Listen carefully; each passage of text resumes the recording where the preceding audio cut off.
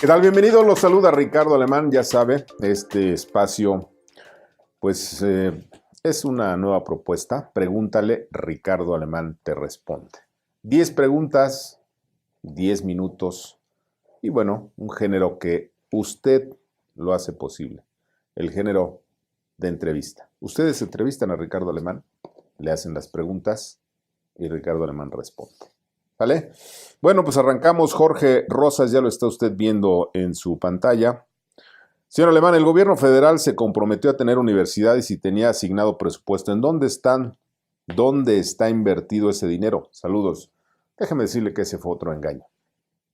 Efectivamente, López Obrador se la pasó recorriendo el país diciendo que iba a crear 100 universidades. No ha creado una sola. Todavía en alguna de las mañaneras dijo que estaban las universidades, otra gran mentira flagrante. Pero si vamos al presupuesto del año próximo, o de 2020, no está. No hay presupuesto para esas universidades. Es una gran mentira. Como muchas otras mentiras que nos han pues aplicado a lo largo de este año de gobierno. Acuérdense que dijeron que iban a bajar la gasolina y la energía eléctrica, no pasó. Dijeron que iban a crear más empleos, no ocurrió. Dijeron que iba a haber mayor crecimiento, tampoco ocurrió. Una montaña de mentiras. Bueno, vámonos con la número 2, Javier O. Ávila. Señor Alemán, ya lo está usted viendo ahí en su pantalla. ¿Qué opinas sobre hacer un paro económico nacional o buscar otra forma de que AMLO se vaya? Mire, Javier, yo no estoy de acuerdo con los paros nacionales. Si le digo una razón elemental, nuestra economía está en este momento en una situación muy complicada. No hay los empleos suficientes, no hay el desarrollo económico y si encima paramos, pues nos vamos a meter todos en un gran brete. Me parece a mí que hay otras formas. Por ejemplo, convencer todos a la mayor cantidad de amigos, compañeros de trabajo, compañeros de escuela, para que en los procesos electorales de 2020 y 2021 no votemos por Morena, votemos por cualquier otro partido. De hecho, lo deseable es que votemos por una coalición. Entonces esa sería la manera. Me parece que las movilizaciones y las marchas sí tienen efecto, sí pegan en donde deben pegar, pero paro nacional yo no estoy de acuerdo porque lo único que generan es un conflicto a las empresas. Eso pienso. Vámonos a la número 3, Lomito Agrio. Señor Alemán, un gusto saludarlo. Mi pregunta es, ¿qué es lo que nos ha dicho y con toda seguridad no nos dirán de la firma del TEMEC? ¿Qué es lo que cedió López al gobierno americano? Bueno, la verdad es que hubo muchas cosas que cedió soberanía. Déjeme le explico rápidamente. Por ejemplo, en el documento este que no es más que un adendum, es decir, un agregado al tratado que ya se había firmado, aquí lo que hace México es aceptar la intromisión de Estados Unidos para que visores de Estados Unidos vengan a revisar si la relación laboral de las empresas es la relación correcta. Además, va a haber también una estandarización de salarios, sobre todo en empresas clave como la empresa automotriz. Eso nos va a generar serios problemas económicos. Además, por ejemplo, no podemos, según este adendum que firmó México, establecer acuerdos de libre comercio con China. ¿Por qué? Porque los Estados Unidos tienen un problema con China y nos arrastran a ello. Es una soberana estupidez, pero parte de esto es lo que nos están obligando y me parece que es intromisión a la soberanía nacional. Muy bien, vámonos a la siguiente, en algún lugar de la Mancha. Buen día, Ricardo, siempre trato de seguirlo en vivo, ya sabe, la diferencia de horario a veces me gana una pregunta. ¿Quién podría ser el candidato a partido político o candidato independiente que le podría dar en la cabeza al partido Morena? Déjeme decirle que en este momento no hay, en algún lugar de la Mancha, todavía no ha aparecido con claridad un candidato. A mí me parece que vamos a ver ya en este 2020, vamos a ver cómo se van aglutinando las distintas corrientes.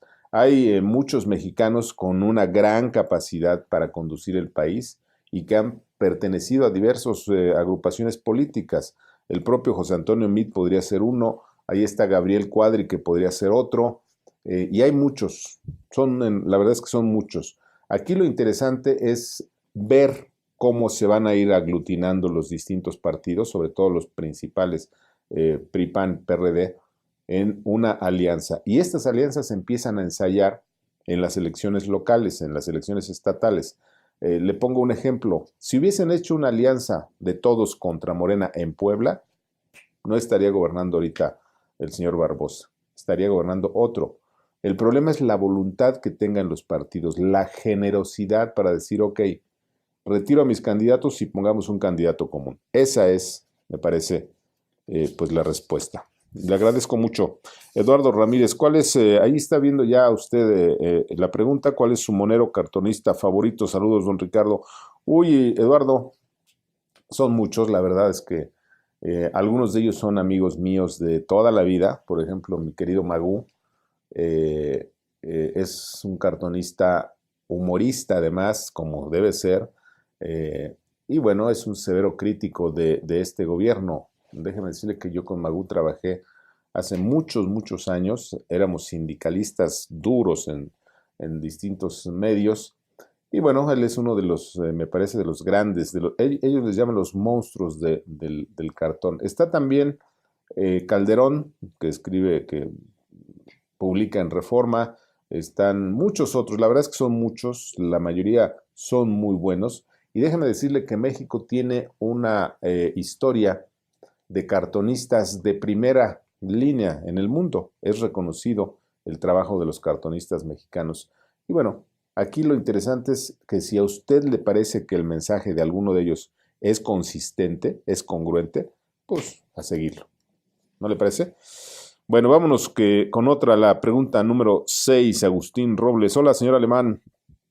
¿Qué piensa usted sobre lo que nuestro presidente seguido dice que está pacificando al país? ¿A qué se refiere con pacificar al país? ¿No será que a esos más de 30,000 muertos los pacificaron? Sí, tiene toda la razón. En realidad son 35,000 muertos. Mire, esto de que está pacificando al país es una gran mentira. Acuérdese que el presidente López Obrador es un gran mentiroso, ¿sí? Si la realidad no encaja con su percepción, pues que se joda la realidad. Esa es la respuesta del presidente. Y esto de estar pacificando al país con abrazos es una estupidez, ¿sí? La verdad es que estamos viviendo los momentos más violentos, los momentos de mayor crimen, los momentos de mayor violencia en la historia de México. Y este presidente no hace nada. ¿Por qué? Pues porque tiene acuerdos con algunos grupos criminales. Mire, no es ninguna novedad que grandes grupos económicos financian a los partidos. Y tampoco es nuevo que grandes grupos criminales financian a los partidos. Acuérdese usted del escándalo de las recaudadoras, ¿sí? La señora Rocionale y otras, que eran personas que andaban pidiendo dinero a los grupos criminales. Entonces, eso de pacificar al país es una gran mentira. Vámonos con otro tema. Patricia Burela, señor Ricardo Alemán, hable acerca de la nueva reforma fiscal. De verdad es mucha la angustia que provoca la mala información si usted habla con bases y la verdad. Mire, déjame decirle que una reforma fiscal en este momento solamente sería para castigar más a los que más trabajamos. ¿Por qué razón? Es elemental. Este gobierno necesita mucho dinero, no le va a alcanzar para regalar nuestro dinero. Y entonces es posible que se avienten con una reforma fiscal para obtener más recursos, lo cual sacrificaría más a las empresas y a los trabajadores. Y regalaría más nuestro dinero o mayor cantidad de nuestro dinero. Yo no estoy de acuerdo con eso. A mí me parece que al contrario, un gobierno serio que hace bien las cosas y que cuenta bien los recursos, es un gobierno que cada vez debe cobrar menos impuestos. Y debe hacerlos de manera más progresiva.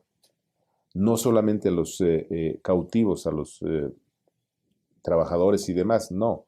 Deben de cobrarle impuestos a los ambulantes, deben de cobrarle impuestos a mucha gente que no paga nada de impuestos. Y no solamente a los que somos causantes cautivos. Yo creo que si hacen una reforma fiscal para quitarnos más dinero, se van a meter en un severo problema. Pregunta número 8, Ignacio Hernández. Con el debilitamiento y casi desaparición del INE, ¿podríamos confiar en los resultados de futuras elecciones o encuestas, siendo más que evidente que serán controlados por el partido en el poder? Esa es la gran pregunta, Ignacio Hernández. El problema es si vamos a permitir o vamos a dejar que sigan pues prácticamente matando al Instituto Nacional Electoral. Yo creo que tenemos que seguir haciendo movilizaciones, manifestaciones, marchas, salir a la calle, exigirle a este gobierno que ya pare su intento por desaparecer nuestra democracia. Al final de cuentas, todo este aparato del Estado lo financiamos nosotros, no el gobierno. Acuérdese que somos nosotros los que hacemos el esfuerzo con nuestros impuestos de financiar el aparato del Estado. Y por eso, en lugar de regalar dinero, el gobierno debe invertir en instituciones confiables, en seguridad, en condiciones para crear más empleos, etcétera, y no al contrario. Este gobierno está caminando hacia atrás, va al pasado y con ello nos está llevando a la ruina. ¿No le parece? Muy bien. Vámonos con la pregunta número 9, Gabriel HZ. Hola, buenas tardes, Ricardo. ¿Consideras que con el rumbo que está tomando AMLO y de acuerdo a las señales que está dando en su gobierno podríamos esperar una nacionalización de empresas y los bancos? Mire, si se avientan esta tontera de nacionalizar empresas y bancos, literalmente estarían generando una crisis gigantesca de la que ya no podríamos salir en mucho tiempo. Sería la mayor estulticia de este gobierno. Yo creo que van a tratar de hacer acciones ejemplares, por ejemplo, la persecución contra García Luna no es más que una acción ejemplar, ¿sí? ¿Cuándo digo que es ejemplar? Porque lo que quieren es dar un ejemplo a todos de que eso les puede pasar si no se pliegan. Por eso muchos empresarios, muchos políticos están muertos de miedo. Pero tenemos que superar ese miedo. Los ciudadanos no podemos tener miedo. Los ciudadanos tenemos que salir a la calle y seguir exigiendo. Eso pienso yo. Y vámonos con la última. Antonio Augusto Federico, te felicito por tus palabras de apoyo a todos los periodistas que han tratado de ser callados por el gobierno, en especial con callo de hacha. Quisiera saber qué opinas que en sus espacios, cada que se le ha presentado la oportunidad, habla de ti despectivamente él y su compañera hija de Óscar Cadena. Mire, es una gran pregunta, se la aprecio y se la agradezco. Conozco muy bien a la mayoría de los colegas pues, que han sido perseguidos y conozco que algunos no soy santo de su devoción. Muchos me han ofendido, me han insultado, pero el tema aquí es pasar por alto ese tipo de cosas. A mí me parece que no son momentos ni de rencores ni de divisionismo. Hay que estar todos unidos. Al final de cuentas, pues que hablen mal de mí, a mí no me crea ningún conflicto. Habrá gente que les crea lo que dicen, también es respetable, pero lo que sí me parece es que tenemos que ser solidarios con todos aquellos que han sido víctimas de persecuciones como la que hemos sido víctimas nosotros. Creo que eso engrandece a quienes estamos en esa posición y hace chiquitos a los otros. ¿No le parece? Bueno, hasta aquí lo dejamos. Le recuerdo que este espacio es para mantenernos en comunicación permanente, sobre todo en este tiempo de vacaciones. Adiós.